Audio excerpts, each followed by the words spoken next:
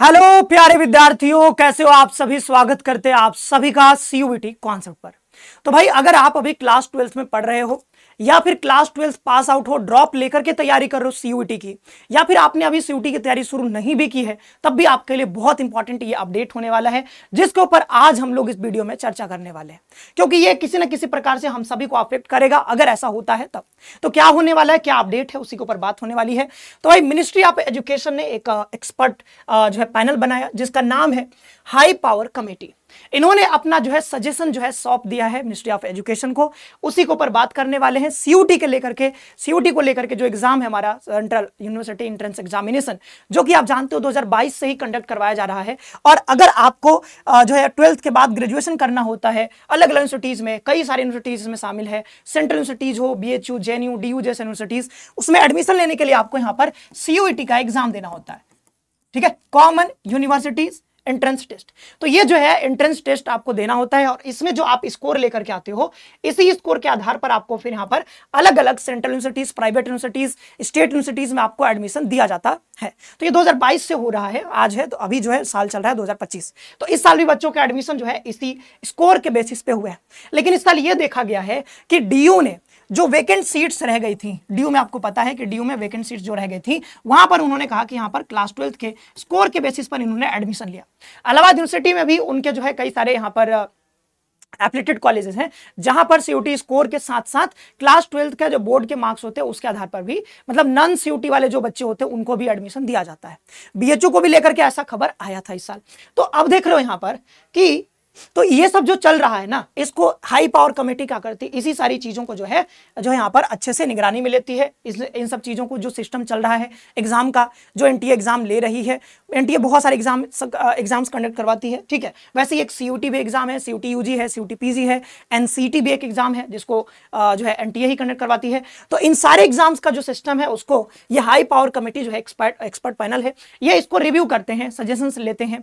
ठीक है, अलग अलग यूनिवर्सिटीज से, स्टूडेंट से, और उसके बाद जो है मिनिस्ट्री ऑफ एजुकेशन को ये रिकमेंडेशन सौंपते हैं। तो अभी क्या हुआ है कि इन्होंने कुछ रिकमेंडेशन जो है सौंपे हैं, उसी के ऊपर यहां पर बात हो रही है।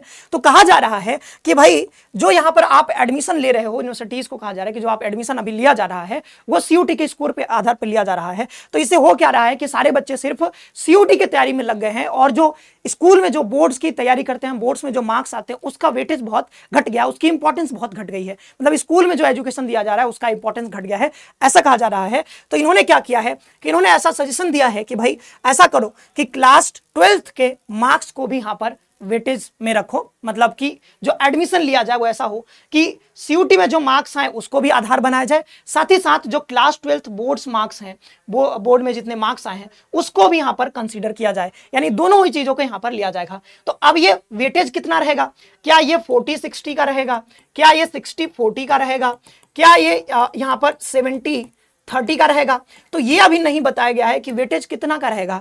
और ये अभी फाइनल नहीं हुआ, इस पे अभी ठप्पा नहीं लगा है, मुहर नहीं लगा है, ये बस सजेशन अभी सौंपा गया है मिनिस्ट्री ऑफ एजुकेशन को। अब उसके बाद क्या निर्णय आता है तो अभी बाद में पता चलेगा, लेकिन अभी के लिए ये बातें चल रही हैं, ऐसे सजेशंस दिए गए हैं। तो हो सकता है कि 2026 में जब आप पेपर दो, 2026-27 जो सेशन स्टार्ट होगा, उसमें जब आपका एडमिशन होगा, तो एडमिशन के लिए आपको यहां पर क्लास 12th के स्कोर को भी, यहां पर जो बोर्ड में आप स्कोर लेकर के आते हो अलग अलग बोर्ड्स में, उसको भी कंसीडर किया जाएगा।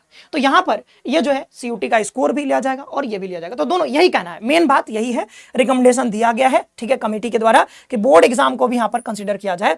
अगर किसी स्टूडेंट का सीयूटी स्कोर एवरेज आया है लेकिन उसको बोर्ड एग्जाम में अच्छा है, बहुत अच्छा किया है, तो उसको फायदा होगा। ठीक है, जाहिर सी बात है, बोर्ड एग्जाम में अच्छे नंबर है। लेकिन किसी बच्चे के बोर्ड एग्जाम में अच्छे नंबर नहीं आए हैं तो उसको थोड़ा सा यहां पर जो है इंपैक्ट पड़ेगा, उसका बिल्कुल पड़ेगा। तो कहने का क्या मतलब है कि अभी अगर हम कहें कंक्लूजन में आपको क्या करना चाहिए, तो आपको भाई, अभी आप क्लास 12th में हो तो 12th जो आप पढ़ाई कर रहे हो, बोर्ड की तैयारी कर रहे हो, उसको भी इक्वली इंपॉर्टेंस दो। आप सीयूटी की भी तैयारी करते रहो, और आप जो है बोर्ड एग्जाम की भी बहुत अच्छे से प्रिपरेशन करो। दोनों में ही आपको अच्छा परफॉर्म करना है। हो सकता है, क्योंकि एनटीए का कोई भरोसा नहीं है, एनटीए ये जब ना हर साल मतलब कुछ ना कुछ चेंज होता रहता है। आप देखो कि पहले जो है 50 क्वेश्चन में से 40 बनाने होते थे डोमेन में, फिर उन्होंने ऐसा कर दिया 50 में से 50 बनाने हैं। ठीक है, उधर जो है जीएटी में आपको बनाना होता था 60 में से 50, अब जो है 50 में से 50 बनाने हैं। तो ये सब चेंजेस हर साल होते रहते हैं, कुछ ना कुछ ये हर साल चेंजेस करते रहते हैं। एनसीईआरटी के सिलेबस में भी अभी मतलब 2026 के लिए क्या सिलेबस वही रहेगा जो 25 में है, या फिर कुछ चेंजेस होते रहेंगे? क्योंकि हर साल ये कुछ ना कुछ चेंज कर देते हैं, तो क्या इस बार भी चेंज होगा? जो बच्चे तैयारी कर रहे हैं वो कई बार डिलेमा में रहते हैं। तो एनटीए को जल्दी से जल्दी जो है ये जारी कर देना चाहिए सिलेबस 2026 के लिए, और अगर कुछ चेंज होने हैं तो भाई जल्दी बता दो, क्योंकि जो ड्रॉपर बच्चे हैं, जो मतलब ड्रॉप लेकर के तैयारी कर रहे हैं, उनका क्या होगा? क्योंकि उन्होंने तो उनका क्या है कि भाई उनके कई ऐसे बच्चे होंगे जिनके जो है क्लास 12th में नंबर कम आए होंगे, तो ऐसा तो है नहीं कि आप वो दोबारा देंगे और दोबारा अच्छा परफॉर्म कर लेंगे। भाई जितने हैं उतना ही है, उनको तो पूरा मतलब रिलाई कर रहे हैं सीयूटी के ऊपर कि भाई सीयूटी का अच्छा तैयारी करेंगे, ड्रॉप लेकर के बहुत अच्छे से तैयारी करेंगे तो अच्छे अंक आएंगे, तो अच्छी जगह एडमिशन हो जाएगा। लेकिन अगर क्लास 12th का बोर्ड भी यहाँ पर बोर्ड के मार्क्स को अभी क्राइटेरिया अगर ये लगा देंगे, तो जो ड्रॉप करके एक साल तैयारी कर रहे बच्चे, उनको थोड़ा सा ज्यादा नुकसान है, हाँ, ड्रॉपर को। बाद बाकी अभी जो क्लास 12th में है वो तो दोनों के ऊपर अच्छे से फोकस करो, ठीक है, आपके लिए यही कहूंगा।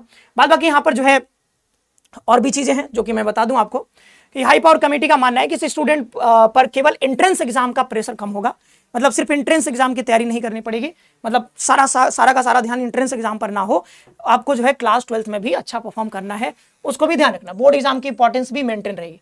तो इनको लगता है कि बोर्ड एग्जाम की जो इंपॉर्टेंस है वो कम हो रही है, तो एंट्रेंस एग्जामिनेशन उसके साथ साथ इसको भी, इसका जो स्कोर है उसको भी लिया जाए, ताकि दोनों का जो है इंपॉर्टेंस इक्वली बना रहे, और दोनों के हिसाब से यहाँ पर कंसिडर करके दोनों के स्कोर को तब यहाँ पर एडमिशन लिया जाए। अब इसके कुछ फायदे क्या हो सकते हैं? तो फायदे ये हो सकते हैं कि बैलेंस्ड इवैल्यूएशन होगा, ठीक है, मतलब क्लास 12th का बोर्ड में जितने मार्क्स आए हैं वो भी शामिल हो जाएगा, और सीयूटी के स्कोर भी, तो दोनों का वेटेज रहेगा।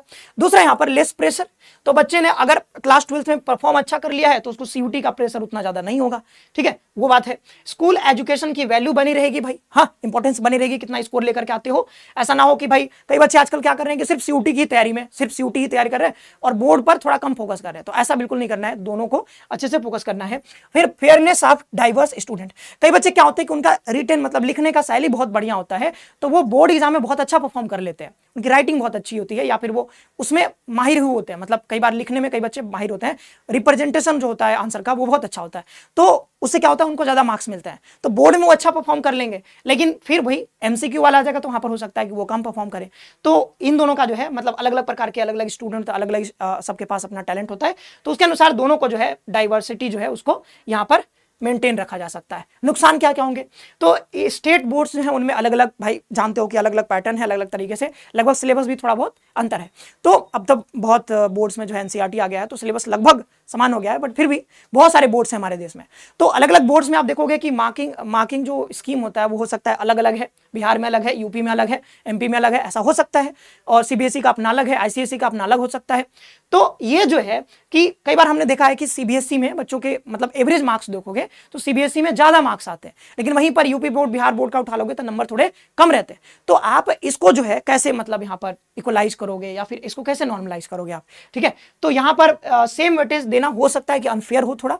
दूसरा जो है डबल प्रेशर हो सकता है कि भाई आप क्लास 12th में भी बहुत मेहनत करवा रहे हो, फिर जो है सीयूटी की भी बच्चा तैयारी करे, मतलब दोनों को साथ साथ दोनों पे ही फोकस करे, वो तो कितना प्रेशर हो जाएगा। आप समझो कि वो बच्चा एक है स्कूल जा रहा है, ठीक है, स्कूल जाकर के स्कूल का पूरा काम करना है, देन उसको सीयूटी की भी तैयारी करनी है। भाई एक ही बच्चे पे इतना सारा प्रेशर लाद देना, क्या ये सही है? आप जरूर कमेंट में बताइएगा, ठीक है, आप क्या सोचते हो इसके बारे में। दूसरा नॉर्मलाइजेशन इशू, सीयूटी तो मतलब नेशनल लेवल का एग्जाम है, तो इसमें नॉर्मलाइजेशन हो जाता है, लेकिन क्या बोर्ड्स के जो अंक आएंगे क्या उसको नॉर्मलाइज किया जा सकता है? क्योंकि अलग अलग बोर्ड्स में बच्चे पढ़ते हैं।